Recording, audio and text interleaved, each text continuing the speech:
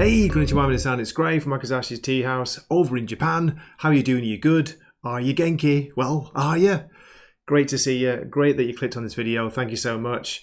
I'm going to get straight to the picks of this coming week. But before I do, just want to shout out one comic which was an absolute banger, a blast of an issue. It was the conclusion to the first proper story arc of Rook Exodus. Issue 6 came out, absolutely, it blew the competition out of the water. Well, kind of, because last week was a good week for comics. It was pretty decent, but yeah, please do pick up this series if you've not got it, because the sad news is, no, it's not cancelled, it's not finished, but it's going on hiatus, whatever that means. So the next issue is not due out till sometime next year. We're not sure when yet, probably in the spring. But yeah, Jeff Johns, Jason Fabok's art, so good. Do recommend it. Okay, so without further ado, let's get on with some picks for this week. Here we go. Okay, starting with DC Comics as usual, we have Batman The Long Halloween, The Last Halloween, Issue 2, written by Jeff Loeb, art this time by Klaus Janson, colours by Dave Stewart. This is $4.99, 32 pages. The main cover here is by the late and great Tim Sale, but I got to shout out, there's a beautiful variant cover by J. Scott Campbell. You can find this one, Batman and Poison Ivy, looking great. All it says for the synopsis is, hoping to bring an end to the terrible tragedy that has struck Gotham, Batman and Robin descend into the hellish depths of Arkham Asylum, seeking answers, and they come face to face with some of the city's most nefarious criminals. Not much information about it, but it does say the characters include the Penguin, so they're going to meet the Penguin maybe in this one. What do you think of this so far? Did you enjoy the first issue as much as I did? Really enjoyed it, and I loved Eduardo Risso's art on the first one. With this series, they're having a different artist with each issue. Next up, and I am late to this, but if you look closely at the cover in that top left corner, you'll see why this is drawing me in. That's right, Vertigo. Vertigo is back. The Nice House by the Sea, Issue 4, written by James Tynion IV, art by Alvaro Martinez Bueno. It's only $3.99 for 4 pages. Now, it is Issue 4, so as I say, I've not read the previous issues. I'm going to have to try and catch up, but I wanted to give it a shot because, yeah, I'm hearing good things about it, and, seeing that the old Vertigo label back, yeah, maybe it's just a kind of bit of a cash grab, I don't know. Is it a ploy to trick fools like me, to give it a try? But I did try the original series, what was it, Nice House by the Lake, tried a few issues of that, but I don't know, just didn't really get into it. But hey, let's have a look, let's try it. Let me know if you're reading it. All it says, again in the synopsis, very short this week, the impossible has happened. The house has been invaded from the outside. What does it mean that someone, anyone out there still exists? And how far will the residents of the house go to protect themselves? But interestingly, in the comments, someone's actually complaining about, okay, fair enough, they're using it to chart, the change of Vertigo to talk about it, but it kind of changes the whole design of the book partway through the run, so some people not happy about that. Okay, with this one, I've actually chosen the variant cover, the one that's by Clayton Crane, cardstock variant, because I prefer it to the main cover. This is Poison Ivy Swamp Thing Feral Trees, #1.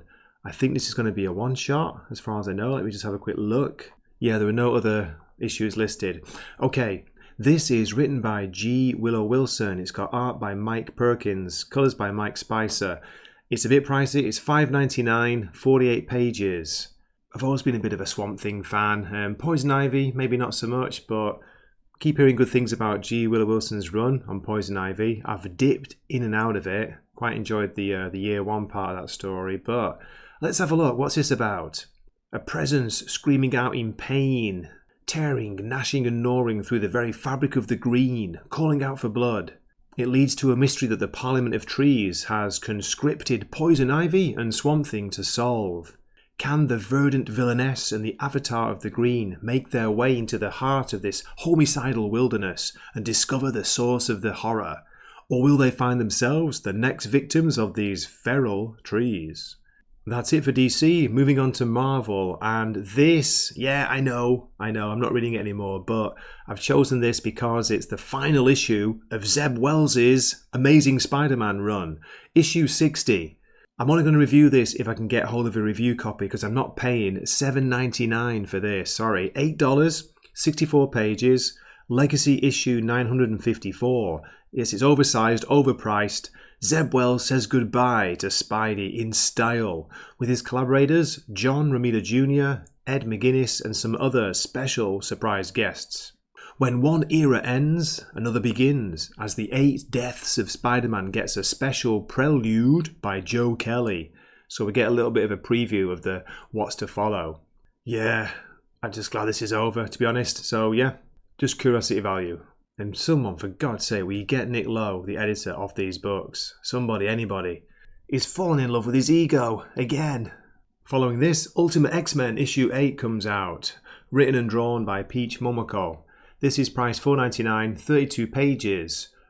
Who are the children of the atom? What are mutants? Where do they come from? And how has the Makers' Council been keeping them under control? All these dark questions and more start to unravel as our heroes investigate a murder that, for some reason, the authorities keep covering up. And Shadow King advances his sinister plots.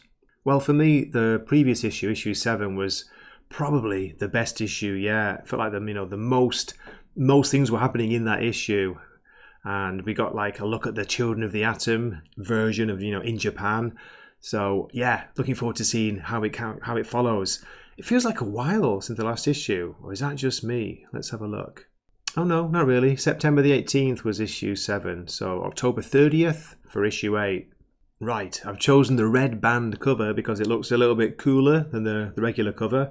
This is Wolverine Revenge issue 3, written by Jonathan Hickman, pencils by Greg Capullo, inks by Tim Townsend. This is actually $4.99, 28 pages, and it says, Target, Deadpool and Omega Red. Wolverine's quest for vengeance leads him from old friends to old enemies, with death in his hands. Hickman and Capullo take Logan to the brink, setting the stage for the next unbelievable chapter. Trust us, you'll never guess where this one leads. Well, that's pretty much like how to write a short synopsis that doesn't actually say anything about the book, but there we go. So yeah, I'm still on board with this, still enjoying it. Moving on to indies, and from Image Comics we have Spawn issue 358, priced at still the wonderful $2.99. It's written by Todd McFarlane and Rory McConville, art by Brett Booth. Spawn and Lyra are getting closer and closer to Blood's inner circle, but what they discover will change everything Al thought he knew about the Dead Zones. So not the Christopher Walken movie, or the Stephen King book, yeah. So, yeah, I'm kind of jumping back in on Spawn, because the last couple of issues have been fun, been good, and it's always good to see Brett Booth's art. So, yeah. How about you? Are you reading it? Are you reading any of the Spawn titles? Also from Image and Ghost Machine, killing it, Ghost Machine. Redcoat issue 7 drops. Written by Jeff Johns, art by Brian Hitch, and it says inks by Andrew Curry. Okay, I've chosen one of the variant covers. This is German Peralta variant. Love the background of the skeletons. Very, very cool. So, as the first Redcoat adventure concludes, tragedy hits Simon Pure in a way he never expected. In this emotionally riveting tale, Mr. Pure will come face to face with the consequences of his long, long life and his reckless actions throughout it. Plus, does Simon learn the secret of life within these pages? Some might say he does. $3.99, 32 pages, wraparound cover, the main cover. Yeah, just so much fun. If you're not reading this series, I think you're missing out, because it is like a proper adventure story with some, a good sense of humour, good comedy moments, thrilling moments, and kind of playing around a bit with American history. So, what hasn't been said about Ghost Machine? It's probably one of the best current comic book lines out there. Also from Image Comics, and this was a recommendation from my old mate Salty Travelling Sea and Purple Valkyrie too. Feral issue 7. Written by Tony Fleece, art by Tone Rodriguez, Trish Forstner. Not sure which is which. So, let's see. I did actually read the first 2 issues, and then I kind of dropped it. But I've been told it's really, really good. So, I'm going to listen to my friends and yeah, give it a try. $3.99 for this, by the way. Lord is missing. Patch is infected. And just when things couldn't get any worse, Elsie finds herself with a bunch of cats she barely knows, on the run from rabid rats, hidden traps, and whatever terror lurks in the creepy old shack. don't miss out on this smash hit animal horror series from the creators of Stray Dogs. So yeah, I've got a bit of catching up to do. We'll see if I can manage it or not, or can I just jump in and try this issue. But I've been hearing good things, not just from my friends, but as far as I know, it's doing well, it's being well received. So yeah, if you're after some, animal magic, some animal horror, maybe give this a look. By Chrome, from Titan Books, we've got The Savage Sword of Conan, issue 5, oversized, 64 pages, $6.99. A new King Conan art begins by Jason Aaron, featuring the first chapter of an epic King Conan 2-part comic from Jason Aaron and artist Jeff Isherwood, a young Conan tale from writer Michael Kogge and artist Dan Parsons, colossal covers from Joe Jusko and Alex Hawley, astonishing art, pin-ups and more. I've got to say, I do like this cover. It's pretty awesome. I think the main cover is by Joe Jusko. That's kind of making me laugh because there's Jusko. My God, what is it? Jusko. It's like a Japanese supermarket or a shop. It's been a while since last issue. Last issue came out the end of August, so we've waited 2 months for this. Hope it's worth it. Back to Image and Ghost Machine. We have a one-shot here. It happened on Hyde Street, Devour, issue 1. Just in time for Halloween. This is $5.99, oversized at 56 pages. Writer is Meitel Jut. I can't read the name, sorry. It could be Zjut or Zgut. Artist is Lees or Lays. My goodness. Try and have a go at pronouncing these names. You'll probably do a better job than me. Look thin or die trying. With an impending wedding, Lily needs to lose weight to fit into her wedding dress, but struggles to shed some pounds. And what's worse, her super thin grandmother relentlessly disparages Lily's approach, instead lavishing praise upon a quick fix miracle supplement called Devour. This supplement has been hawked by the mysterious health guru Miss Goodbody, but is taking it worth the cost.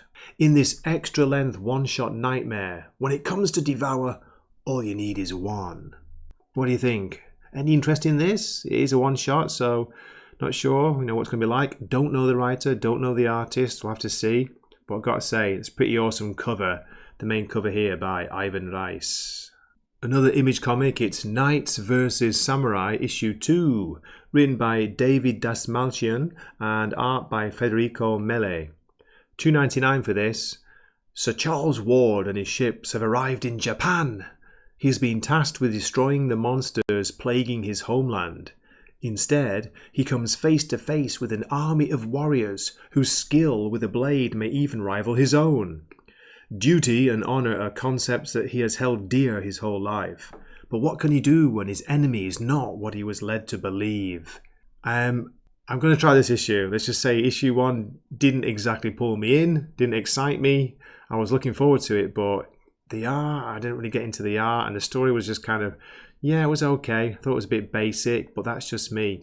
If this issue works, maybe it will draw me in, because I do like to, try at least 2 to 3, give a new series, 2 to 3 issues to get you, to hook you. So let's see if David Dasmalchian, fantastic name, let's see if he can do it.